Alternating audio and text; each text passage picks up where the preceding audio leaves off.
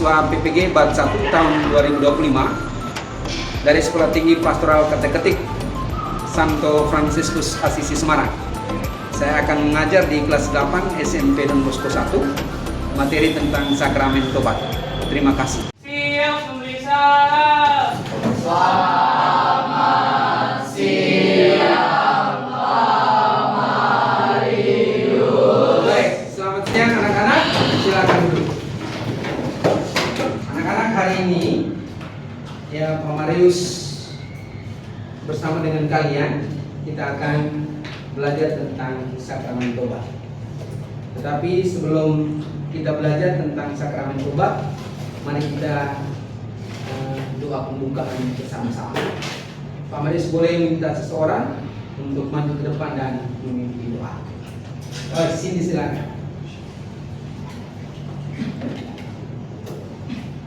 Teman-teman dan Pak Marius, marilah kita berdoa. Dalam nama Bapa dan Putra dan Roh Kudus. Amin. Allah Bapa yang Maha Rahim, kami bersyukur kepadamu karena atas kemurahan-Mu Engkau mengizinkan kami untuk belajar sakramen tobat. Kami mohon berkat-Mu agar pelajaran ini dapat dilaksanakan dengan baik dan dapat membantu kami untuk memulihkan kembali hubungan yang sudah rusak dengan menjadi lebih baik. Demi Kristus Tuhan dan pengantara kami, amin. Santo Yohanes Bosco, doa kami, amin. Dalam Bapa dan Putra dan Roh Kudus, amin. Baik, terima kasih Cindy. Silakan duduk. Anak-anak, sebelum kita belajar sakramen tobat, minggu yang lalu itu kita sudah belajar satu materi. Siapa yang masih ingat materi apa yang kita pelajari minggu yang lalu? Sakramen penguatan. Nama lain dari sakramen penguatan itu apa, Nak? Sakramen Krisma. Ya, jadi minggu yang lalu kita belajar tentang sakramen Krisma. Sakramen Krisma itu diberikan kepada orang yang di dalam gereja Katolik ini, orang yang sudah berumur berapa tahun baru boleh menerima sakramen Krisma itu. Ada yang tahu? Dianggap dewasa itu umurnya berapa tahun? Yang kemarin menerima Krisma di kelas 8, yang tahun ini berapa umurnya berapa? 14 tahun. Jadi di dalam gereja Katolik orang yang dianggap dewasa itu adalah berumur 14 tahun. Bisa karena apa? Ditandai dengan penerimaan sakramen Krisma. Oke. Pak Marius mengajak kita untuk melihat dulu tujuan pembelajaran kita hari ini. Ya. Tujuan pembelajaran kita hari ini adalah yang pertama, kalian mampu menjelaskan dasar biblis dari sakramen tobat. Artinya apa? Sakramen tobat itu tidak dilaksanakan sembarangan tanpa ada dasar-dasar dari kitab suci. Yang kedua, kalian mampu menjelaskan arti sakramen tobat. Kemudian yang ketiga, kalian juga mampu menjelaskan tahap-tahap pertobatan. Dan yang keempat, kalian juga mampu menjelaskan langkah-langkah pengakuan dosa. Dan yang terakhir, kalian juga mampu menjelaskan buah-buah atau rahmat dari sakramen tobat. Pak Marius mengajak kalian, kita akan menyanyikan satu lagu. Hidup ini adalah kesempatan, hidup ini untuk melayani Tuhan. Jangan sia-siakan waktu yang Tuhan beri. Hidup ini sudah jadi berkah. Pertanyaan satu untuk kalian yang tahu jawab ya. Pesan apa yang mau disampaikan dari lagu itu untuk kita? Ada yang tahu nggak? Pesan yang mau disampaikan dari lagu itu? Ayo. Jangan malu. Pak Marius percaya kalian itu tahu sebenarnya.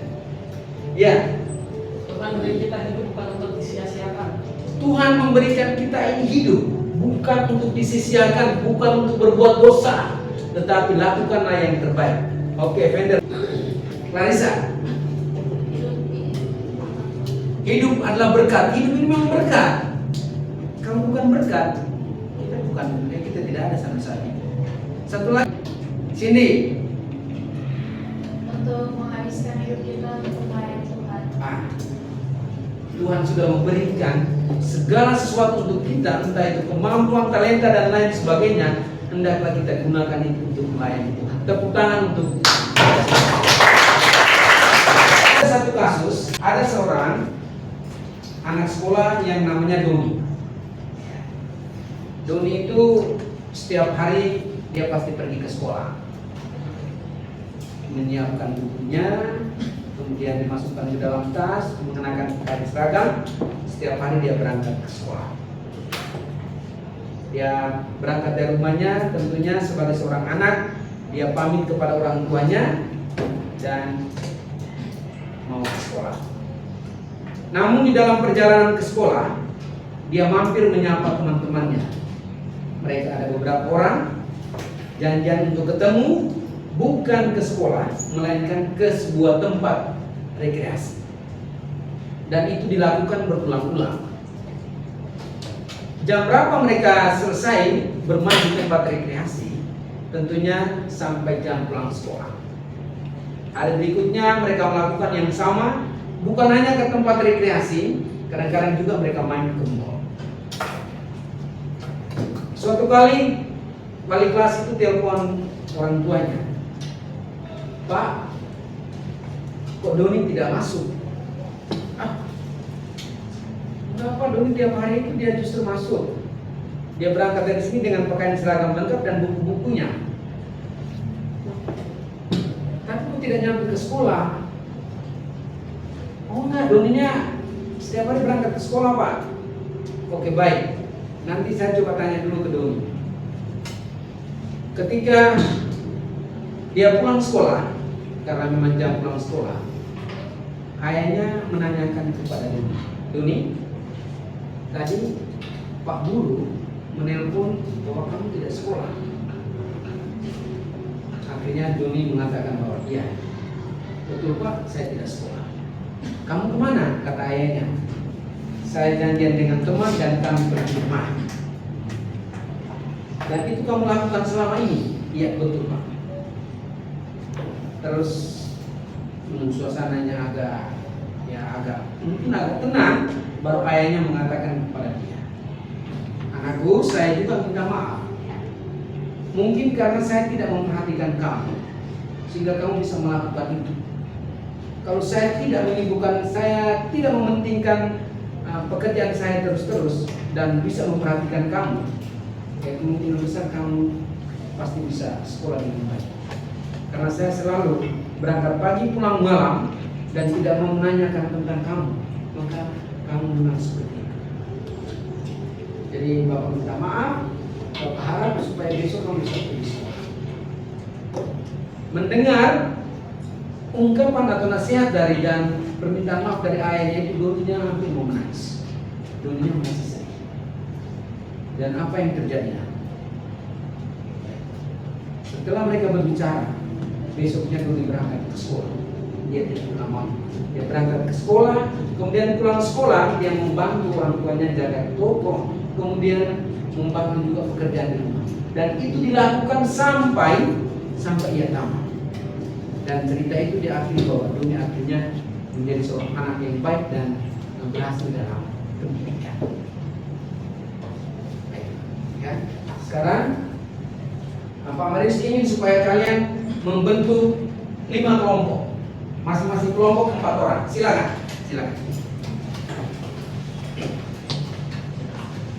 Silakan. Kelompok pilih sesuai dengan kesukaan kalian. Ya.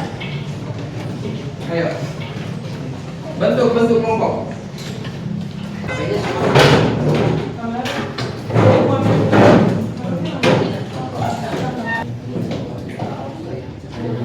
Ya, ambil satu.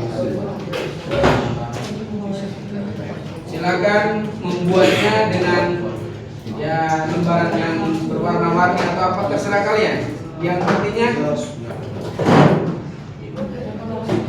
kenapa nak? Enggak, ini HP-nya. Baik, yang kelompok sebelah sana sudah belum? Oke, anak-anak, pertanyaan yang pertama, buka wordnya dan cara pertanyaannya masing-masing. Kemudian satu yang menulis, satu masing-masing lagi. Pertanyaan yang pertama, apa yang dilakukan Doni? Ya. Nomornya, apa yang dilakukan Doni? Feder?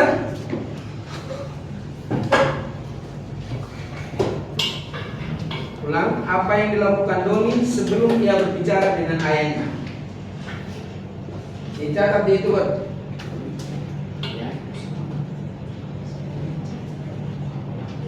Apa yang dilakukan Doni sebelum dia berbicara dengan ayahnya? Yang kedua, apa yang dilakukan Doni setelah ia berbicara dengan ayahnya? Yang ketiga, apa artinya tobat?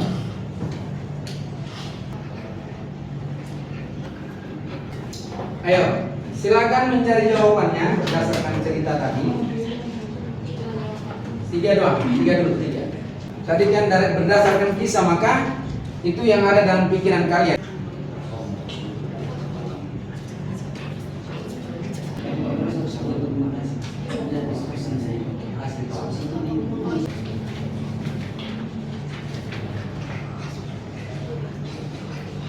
Ya, boleh kirim, semua boleh kirim ya.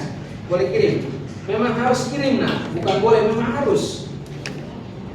Kalau yang sudah silakan kirim ke WA kemarin. Nah, kirim ke WA kemarin. Udah kirim. Oke, kelompoknya Cindy. Kita tepuk tangan untuk kelompoknya Cindy. Ya, semuanya berbagi atau mungkin tergantung ke kelompok. Ini kan cuma 3 pertanyaan, berarti 2 dulu nggak apa-apa. 2 di tempat duduk. Silakan. Baik anak-anak, tolong dengarkan pemaparan dari kelompoknya Cindy. Selamat siang Pak Markus dan teman-teman. Selamat siang. Kami akan membacakan jawaban dari kelompok kami. Untuk pertanyaan 1, apa yang dilakukan Doni sebelum ia berbicara dengan ayahnya? Doni bolos sekolah bersama dengan teman-temannya tanpa diketahui oleh orang tuanya. Kedua, apa yang dilakukan Doni setelah ia berbicara dengan ayahnya? Ia bertobat dan tidak pernah bolos lagi dan membantu orang tuanya dengan menjaga toko dan membantu pekerjaan di rumah. Yang terakhir, apa artinya tobat? Tobat artinya menyesali kesalahan dan berniat untuk tidak mengulanginya lagi. Terima kasih Pak Markus dan teman-teman sudah mendengarkan. Terima kasih. Ada yang mau bertanya? Sudah puas dengan jawaban itu? Oke, terima kasih, tepuk tangan sekali lagi untuk kelompok ini. Di dalam ajaran gereja Katolik, orang yang berdosa tidak dibiarkan terus-menerus oleh gereja menjadi budak atas dosa-dosanya. Tetapi gereja memfasilitasi supaya orang yang berdosa itu dipulihkan hubungannya melalui satu sakramen yang namanya sakramen tobat. Ini gereja hadir sebagai sakramen keselamatan bagi umatnya yang berdosa. Dengan menerima pengakuan dosa, dengan menerima sakramen tobat, orang itu dipulihkan kembali hubungannya dengan Tuhan, hubungannya dengan sesama, dan juga alam semesta. Mengapa gereja Katolik bisa mengadakan sakramen Ekaristi? Anak-anak, Pak Marius mengajak kalian untuk membacakan kembali atau melihat ya, teks kitab suci, perumpamaan tentang anak yang hilang, ya, perumpamaan tentang anak yang hilang. Satu anak bacanya dengan suara yang lain. Rena, silakan. Perumpamaan tentang anak yang hilang. Lukas pasal 15 ayatnya yang ke-11 sampai 32. Yesus berkata lagi, ada seorang mempunyai 2 anak laki-laki.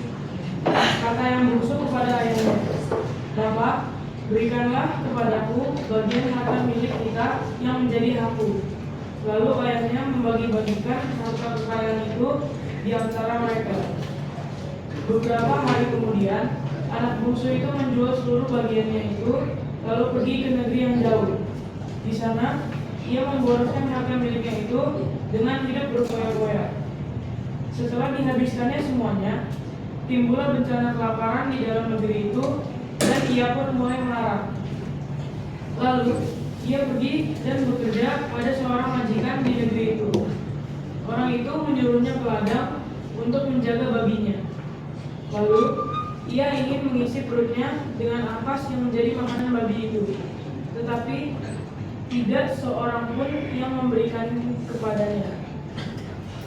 Lalu ia menyadari keadaannya. Katanya, betapa banyaknya orang upahan bapakku yang berlimpah-limpah makanannya, tetapi aku di sini mati kelaparan.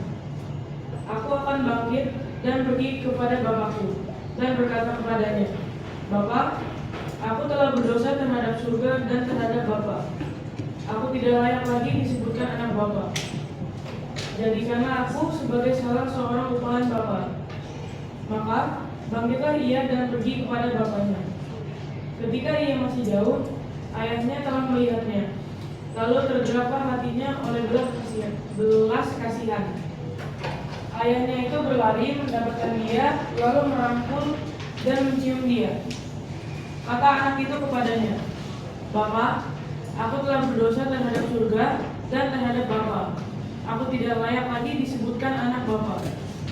Tetapi ayah itu berkata kepadanya, bawa kemari jubah yang terbaik, pakaikanlah itu kepadanya, dan kenakanlah cincin pada jarinya dan sepatu pada kakinya.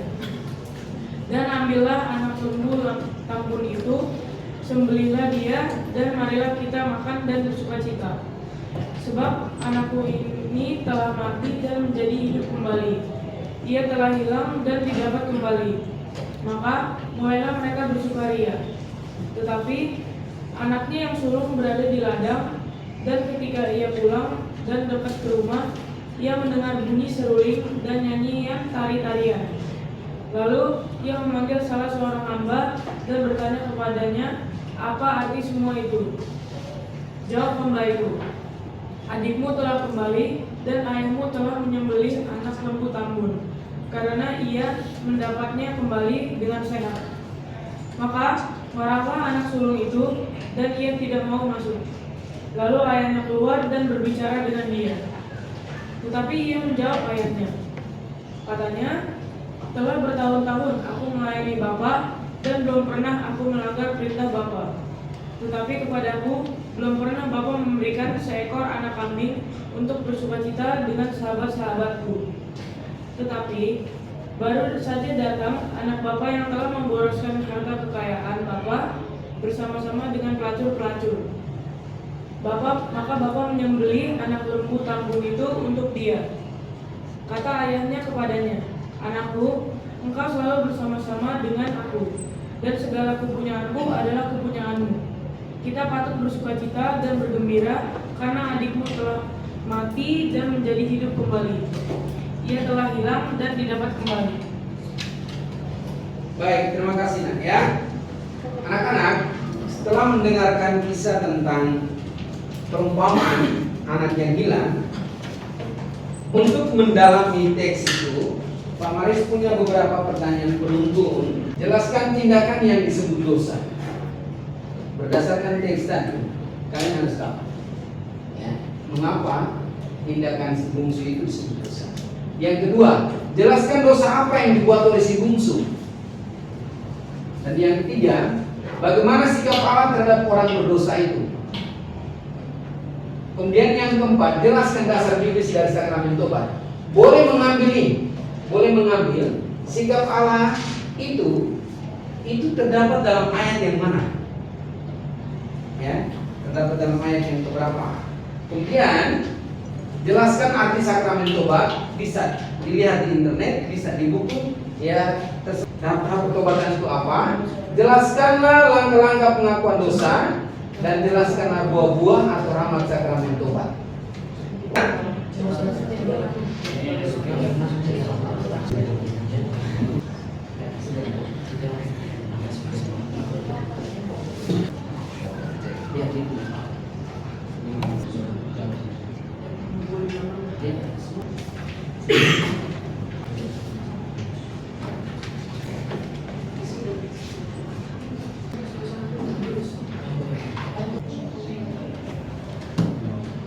Kita tinggal beberapa menit lagi. Ada kelompok yang sudah selesai. Sembari menunggu menyelesaikan hasil diskusimu, karena ada kelompok yang sudah selesai, maka saya persilakan dulu kelompoknya Renat, silakan ke depan untuk mempresentasikan apa yang kalian diskusikan itu. Silakan. Selamat siang Pak Marius. Kami di sini akan memberikan jawaban dari hasil diskusi kami. Yang pertama, jelaskan tindakan yang disebut dosa. Tindakan melawan akal budi, kebenaran, dan hati yang benar. 2. Jelaskan dosa yang dibuat oleh si manusia. Dia meminta bagian harta miliknya yang menjadi haknya. Dia memboroskan harta miliknya itu dengan hidup berfoya-foya. 3. Bagaimana sikap Allah terhadap orang berdosa? Dari Lukas 15 ayatnya yang ke-20 bisa dikatakan bahwa ayat ini menggambarkan belas kasihan yang diberikan oleh Tuhan kepada setiap orang yang mengaku dosa dan bertobat serta penerimaan tanpa syarat. Yang keempat, jelaskan dasar biblis dari sakramen tobat.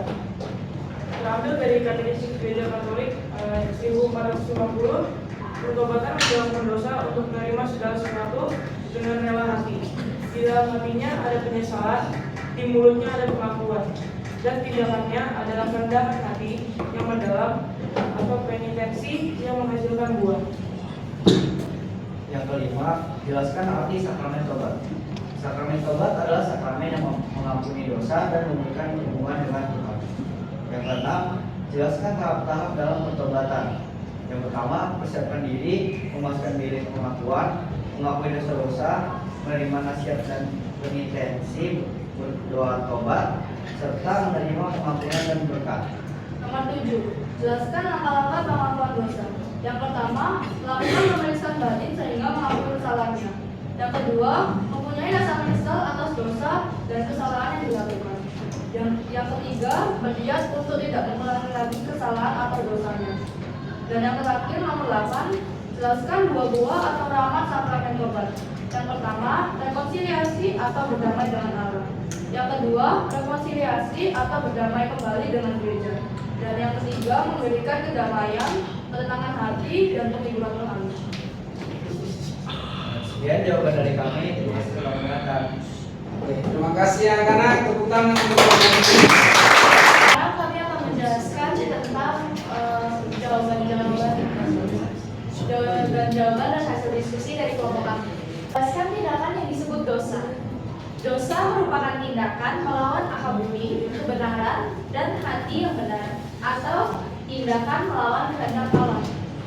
2. Jelaskan dosa yang dibuat oleh si bungsu.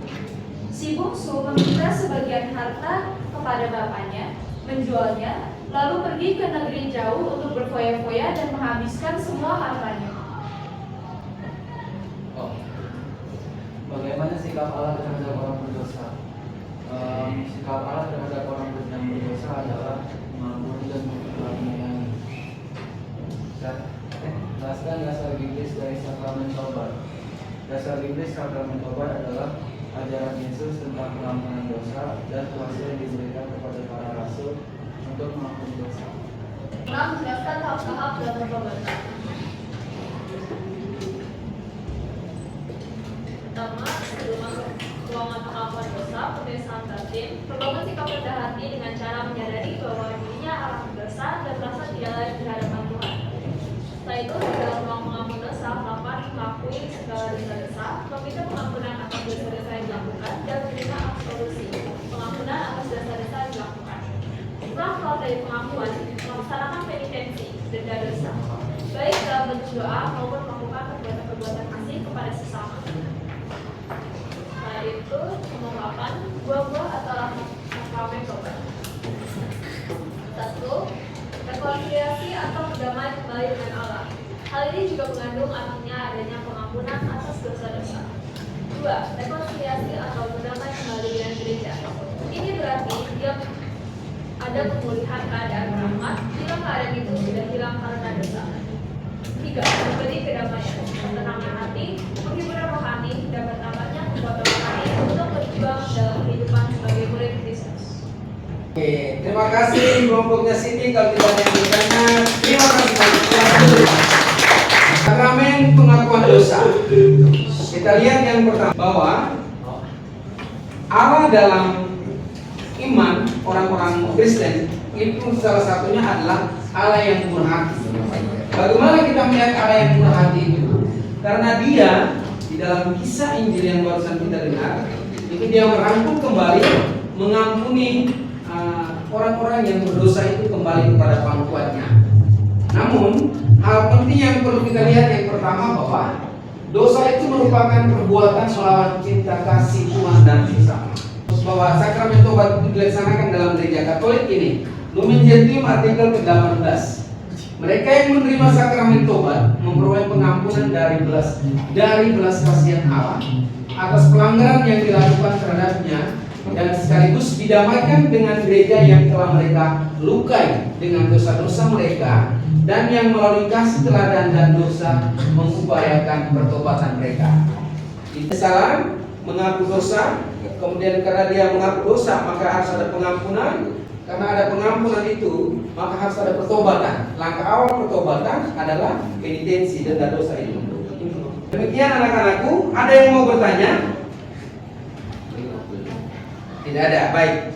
Sekarang pertanyaan ini untuk direfleksikan. Sebagai manusia yang tidak luput dari dosa, cobalah merefleksikan pertanyaan-pertanyaan berikut. Mengapa saya berbuat dosa? Pertanyaan dicatat dulu. Kepada siapa saya telah berdosa? Mengapa saya berbuat dosa kepada mereka? Apa akibat dosa saya terhadap mereka? Dicatat dulu pertanyaannya, anak-anak. Pak Marius ingin memberikan kesimpulan tentang materi kita hari ini. Pertama, manusia itu tidak luput dari dosa karena memang kita masih dunia. Dosa itu membuat kita jauh dari Tuhan. Tetapi Allah tidak membiarkan kita terus diperbudak oleh dosa. Allah hadir menyelamatkan kita melalui putranya, dan sebagai sakramen Allah hadir melalui putranya di dalam gereja lewat para imam yang menerimakan sakramen tobat. Setelah kita mengaku dosa, kita diajak untuk berdamai dengan semua orang, dan kita memulai hidup yang baru, hidup berdasarkan kehendak Tuhan, yaitu kebaikan bersama bagi semua orang. Untuk minggu depan, Pak Marius minta kalian hafalkan doa tobat dan juga cara-cara pengakuan dosa. Ini tugasnya. Ya, hafalkan doa tobat dan cara-cara pengakuan dosa, dan sekaligus mempersiapkan materi terakhir untuk kelas 8, yaitu sakramen pengurapan orang sakit. Demikian pembelajaran kita pada hari ini. Mari kita tutup dengan doa penutup. Siap. Beri salam. Selamat pagi.